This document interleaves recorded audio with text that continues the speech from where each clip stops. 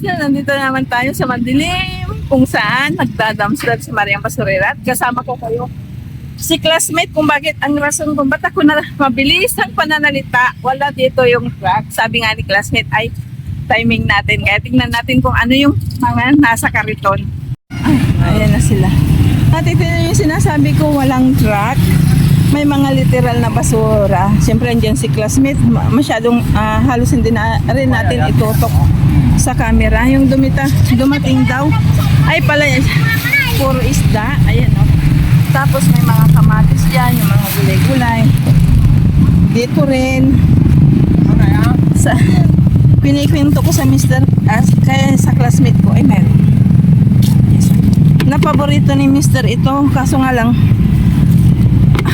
hindi ko alam kung bakit hindi ko ma-appreciate ang mga ganito. Kaso nga lang, sira na. Anong classmate? Ayan o. Sira na. Patapon na oh. May mga laman-laman sa ilalim. Ayan oh. Oh, di ba? Ang bilis, bakit isda na kaagad? Ano? Ayun na yung truck. Ayan na yung truck. Parang konti lang naman ata. Ito, nakabukod. Kaso nga lang, tulad ng sinabi ko sa inyo, ay, medyo alanganin tayo. Ngayon, last na vlog natin, video natin, dito may mga prutas, hindi lang natin maano kung ano yung mga kung anong kulay, red ba saka yellow, tulad nito oh. Prutas pa rin, kaso nga lang biyak na pakwan na. At ito oh, puro literal, halos hindi may pasok yung truck. Ano classmate? Isda daw yan, kaya layuan natin ng konti. Medyo mahina rin yung ano ko, sikmura ko sa medyo isda. Ayan o, nakadam na rin si classmate ng sibuyas. Ayan yung mga kamatis pa o, mga kamatis. Iwan, kamatis pa. Ayan. Parang may kuha tayong kamatis. Ayan o. Pero si classmate talaga, hinihimay-himay niya. Kasi tulad nito, kukunin niya yan. Pera talaga yan. Alam naman yun sa probinsya. Pati mga plato itinapon. Diba? Ikutan natin yung isa. Pare, kahit pa paano hindi tayo nasero ngayong gabi. Ngayon ay linggo. Ayan, puro mga ano na. Tatapon na ni busing. Ayan yung mga mga literal, mga tawag ito, mga sigarilyo, baso ng sigarilyo. At ayun si May. Diba? Tingnan natin sila. Panandalian lang talaga.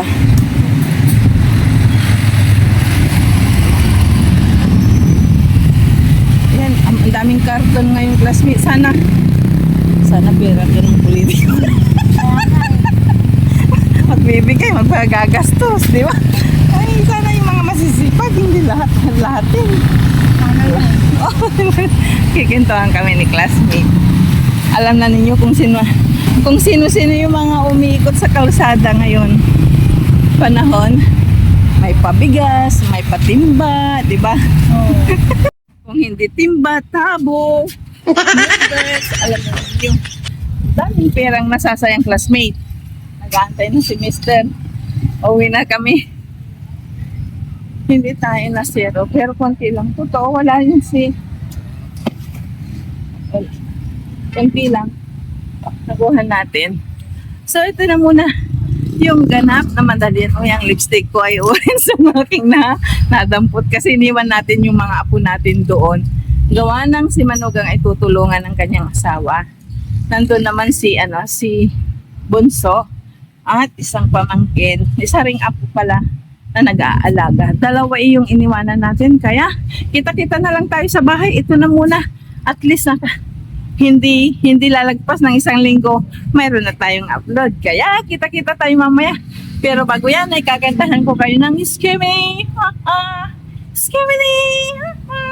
I love you. Napapansin nyo ba kumikinis ang mukha ni Mariang Basurera? Secret natin yun, oy.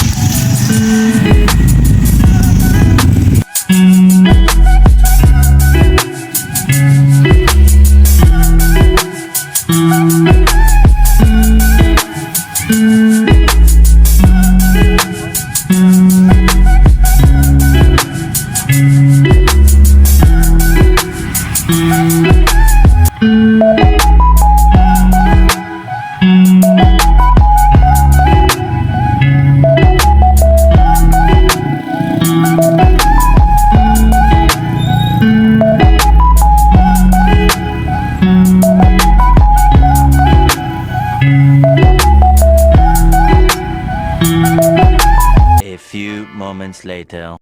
At dahil alas 11:30 na ng gabi, 11:30 na ng gabi, ayan, tumatahol na muli ang aming bantay.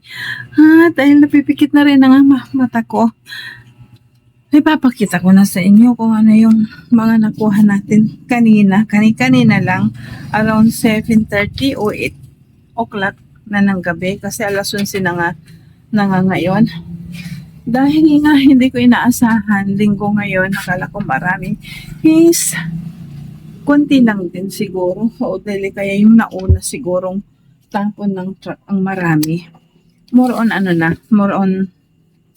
literal na basura, mga plastic, paper cup, plastic cup, mga buti-butilya. Saka hindi ako gaanong lumapit ngayon kasi maagang inilabas yung mula sa wet market, yung mga kaliskis ba ng isda, yung mga bituka ng isda. Kaya dumistansya kaagad tayo. Hindi sa Marte, pero talagang iba ang amoy, lalo na yung bituka ng mga isda nasa plastic, talagang nabubulok. Kaya dumistansya tayo. Pero gayon pa man, hindi tayo bigo at hindi kayo bigo. Mayroon tayong napala kahit papani papakita ko sa inyo. Pero yung mga nakita natin doon, nagtaka ako kung bakit itinapon ng mangga, yung kasama ng kamates. Yun pala, alam ba ninyo yung mura na napitas tapos nahinog na? Siguro binibinta itong hilaw, naabutan ng ng ganyan. Kaso nga lang, tinikman ko, maasim naman masyado. Ayan, mayroon tayong 4 na ampalaya. Huwag na kayong magtaka kung bakit itinapon. Hugas na to, oh. O, diba? Wala na rin bibili niyaan.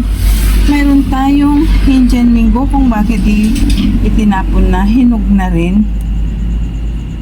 Hinog sa pilit ang mga to. At mayroon tayong 5 kamates. 2 hindi ito maligat na kalabasa, kaya itinapon. At kung bakit itinapon, ipinakita ko sa inyo dito is part ay malambot, wala nang bibili niyan. Kaya ito yung nakuha natin kahit papano, di ba? At least tayo, may tricycle na nandiyan sa harapan natin. At least hindi tayo zero sa pagligtas ng mga gulay at kung ano-ano pa. Gumawa tayo ng panandaliang ang thumbnail ba natin.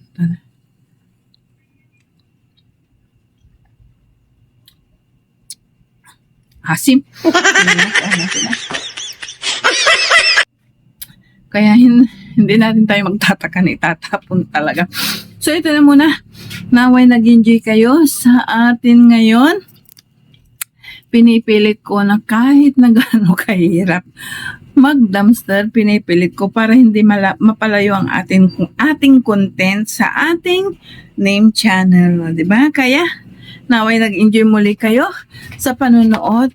Nakasama ko kayo sa pamamasura, pagliligtas ng mga gulay na itinatapon ng mga tindera namin. Tindera kahit saan po pwede yun. Kaya kita-kita tayo muli sa another vlog, another video, another upload, another dumpster ni Mahal yung basurera. Kaya bye-bye for now. See you on our next vlog. Bye-bye!